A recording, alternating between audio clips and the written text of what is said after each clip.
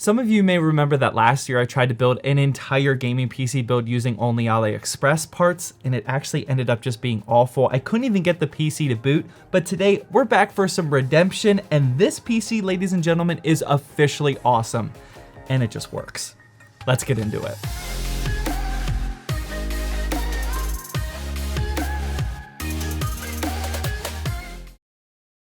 Hey, welcome to Zach's Tech Turf. Today we're going to be checking out all the parts inside this $400 used gaming PC, the core components all being from AliExpress, and then just like always we're going to benchmark it, but first, a word from today's sponsor. Today's video is brought to you by ASRock and specifically their new Z490 Extreme 4 motherboard. The Extreme 4 is not just the model ASRock sent me, but it's the one that I hand selected because I've purchased and used Extreme 4 motherboards in the past and I certainly trust them. This new Z490 model packs a punch supporting not only Intel's newest 10th gen processors. The Extreme 4 also contains a blazing fast PCIe 4.0 M.2 socket, DDR4 RAM up to 4,266 MHz, a 2.5 gigabit Ethernet port, 2 PCIe 3.0 X10 slots for AMD's Crossfire X, Polychrome Sync RGB, and even a heat dissipating PCB technology. Links to the ASRock Z490 Extreme 4 and all their other baller products are linked down in the description. Alright, so jumping straight into the parts list here, the bread and butter combo of this build is the Ryzen 5 1400 Asus A320M motherboard and 16GB of DDR4 RAM. This combo I actually found on AliExpress thanks to a Tech Yes City hot tip, and what I actually discovered is that there's an insane amount of similar CPU, Mobo, and RAM combo deals on there. I'm actually super excited that Brian from Tech Yes City found all these combos. There's a ton of them featuring the first generation Ryzen CPUs, and then of course a lot of them have Xeon processors as well. I'll have links to all of those and everything else that I talk about today down in the description. The Ryzen 5 1400 is still certainly a capable CPU that's now at a really attractive price point. It's rocking 4 cores and 8 threads with a base clock of 3.2 GHz and a max boost clock of up to 3.4 GHz right out of the box. The RAM, on the other hand, isn't what I'm so excited about. This is a random brand that's all over AliExpress, and it's only clocked at 2,666 MHz. Obviously, this isn't ideal because Ryzen loves faster RAM, but at the price we paid and with the little amount of work to just buy an entire combo deal like this, I guess I'm okay with it. This combo cost me $179, and it's not available anymore at the time of making this video, but like I said, there's an absolute ton of these combos to be had over there. Next up, we also have another part from AliExpress. I feel like I was really just in a gambling mood for this one, and this here is the X-Ray Disc 120GB M.2 SSD, which only cost $18. I don't really know too much about this brand, and to be honest, I really only chose it to get more AliExpress parts on there, so the smart move is probably just to spend a few extra dollars and buy something more reliable on Amazon or Newegg, but I do know that a lot of my viewers don't have access to those websites, so this one that I found on AliExpress is working perfectly fine so far. The reason why I only bought a 120GB model is because we also have this 2TB HDD. This is that original deal that Demon Mint in our Discord server found that everybody purchased. These were going for $20 a pop, which is an unbeatable deal for 2TB, and so far they've all been working really well. The next part up is the power supply, and this here is the Thermaltake 500 watt smart unit, which at the time of making this video was a good deal at $50, but now that the EVGA-B stock is opening back up with killer deals again, I would highly recommend looking over there instead. This is an ugly ketchup and mustard cable option and rated tier D on the LTT list, so it's definitely fine for something like a budget build like this, but it's obviously not the best option out there. Moving on, we get to the graphics card, and this here is the ASRock RX 570 8GB model that I did already have down here in my studio, but you can easily find these 8GB models for around $90 on eBay used, which is what I would recommend doing. An RX 570 paired with pretty much any of the older Ryzen 5s is such a great combo that'll definitely be able to handle some nice 1080p gaming like we're about to see in the benchmarking section. And finally, the last core component left is this case, and this here is the Cougar MG120 Micro ATX. This I actually bought brand new off Newegg for $40 because buying used cases doesn't usually save you a ton of money after shipping, and I liked how this one looked. This isn't rocking a tempered glass side panel like normal, but that allows us to hide our non-aesthetically matching components inside like those gross PSU cables, but I definitely like how the front panel looks. Here we can show off our RGB fans, and this brings us to our first optional aesthetic choice, which are these Deepcool MF120 GTs. This 3-pack costs around $34 and definitely has this unique X design to them, which I really like. And finally, the last optional part we have is the CPU cooler. I'm saying this is optional because in the motherboard combo deal, it didn't actually come with a cooler, so that's something to be aware of, and I just went with the Wraith Spire cooler that I already had. These you can find for around $10 on eBay, or you could certainly go with a fancier option to make the build look even better. With all that being said, here's what the final parts list is looking like. All of the main components of our build cost right under $400 at the time of making this video, and then adding our 2 optional parts still keeps keeps us around $450 if you were thinking about replicating this build. Speaking of which, if you are thinking about copying this build, I want to list out some alternative parts for you real quick.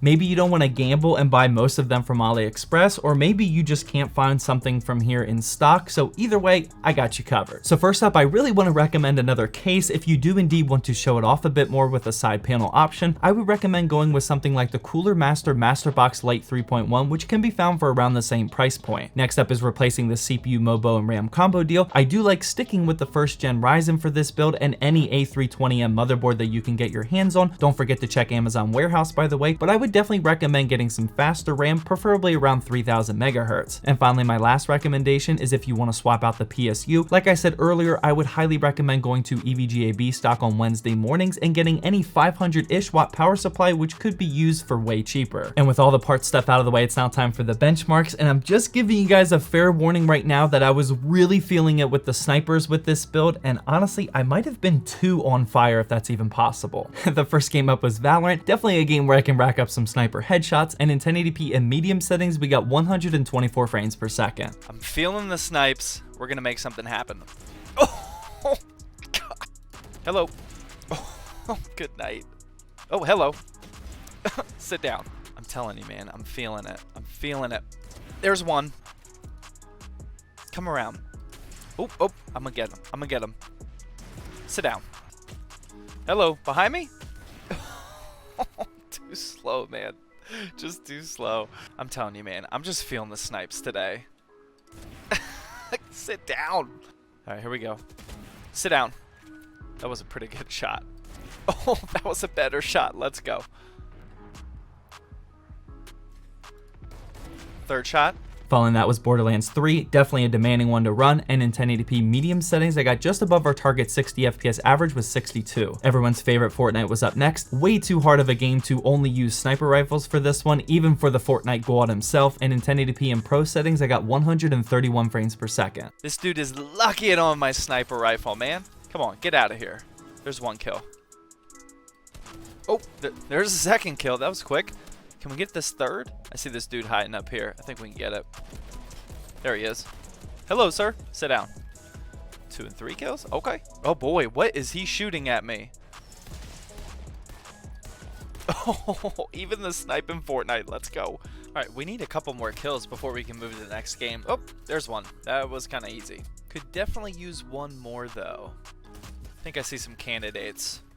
Like this guy? Oh, he's going to go hide in here.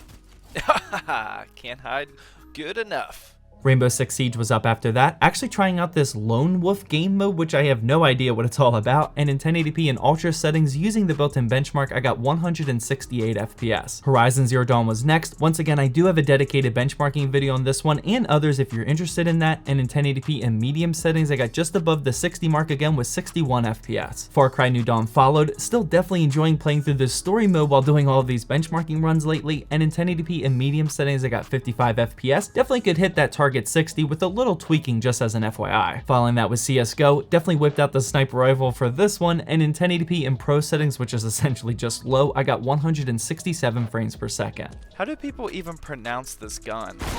Is it AWP? Or maybe it's AWOP? Maybe it's a WAPA? Or ape? It might be ape. I think it's actually oop. I gotta figure it out. It's op. Yep, op. It's gotta be op. Yep, for sure. Op, baby. Another? Op, baby. Let's go. I'm feeling the op. I'm feeling it. Sit down. You too. Some people call me the op god. And for the last gaming benchmark, we had Call of Duty Modern Warfare multiplayer, not to be confused with Warzone because you guys already know how I feel about that, and in 1080p in medium settings, I got 91 FPS. Call of Duty sniper time starts now. Hello. Sit down. You sit down too. Oh, look at this guy. Not today, Junior. I need some more kills, man. Here we go. Sit down. Uh-oh. Ooh, sit down. You too. My goodness. Oh, here's one. Sit down. And another one. And a third. Sniping good. Confirmation. Oh, this is sniper heaven. See? Now I'll pick right. Sit down. Dude, this is my spot, man. Sit down. And finally, just like always, I've included a time spy benchmark just so you can see an even comparison across a bunch of different builds. And this $400 AliExpress gaming PC cranked out a score of 3,789. As always, if you're looking for even more inspiration for your next gaming PC, feel free to head on over to the ZTT Discord server where we post a ton of build guides from both myself and the community, and there's even a ZTT deals channel to help save you some money. Be sure to let me know in the comment section what you thought of this build guide today, and as always, I hope you enjoyed this video.